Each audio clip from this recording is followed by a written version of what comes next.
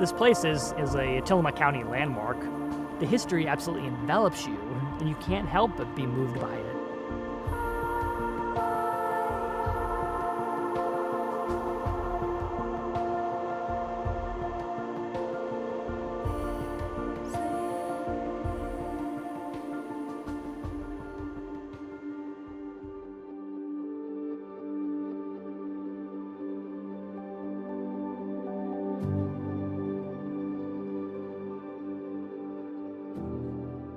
This was one of 17 hangars that were built during World War II for blimps, and it's only one of 7 that are actually remaining in the United States, and the only one the public has access to. To me, it's a representation of where we came from.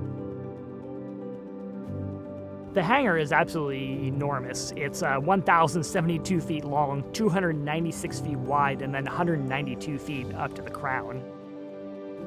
They used about 3.3 million board feet of Oregon lumber, specifically Douglas fir, to build the hangar. That's enough lumber to build 279 three-bedroom homes.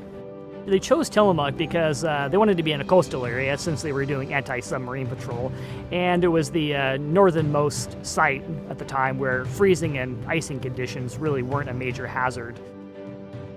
They started construction in November of 1942.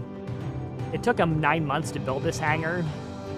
The weather was so treacherous here when they were building it, and the fog so thick that they actually had to string telephone lines from the top of the hangar to workers down below so they could communicate with each other. The hangars were only in operation during the World War II era, so 1942 to 1948. After the war, there wasn't much use for the hangars, so the hangars were used to store surplus aircraft. In 1994, there was a group of aviation enthusiasts who wanted to utilize the hangar to store aircraft. There's 7 acres under one roof, so we have an abundance of space here in the hangar. So we really have something out here for everybody at the museum. We have this magnificent historic World War II structure here with incredible historic airplanes with histories of their own. We're really not like a traditional museum where the floors are spit and polished, where you're being kept at arm's length from the exhibits. We want folks to approach the exhibits and interact with the exhibits. I think that really moves people. It's so important to remember the past, remember our history, remember what we went through as a country, and to pass some of those lessons down to future generations.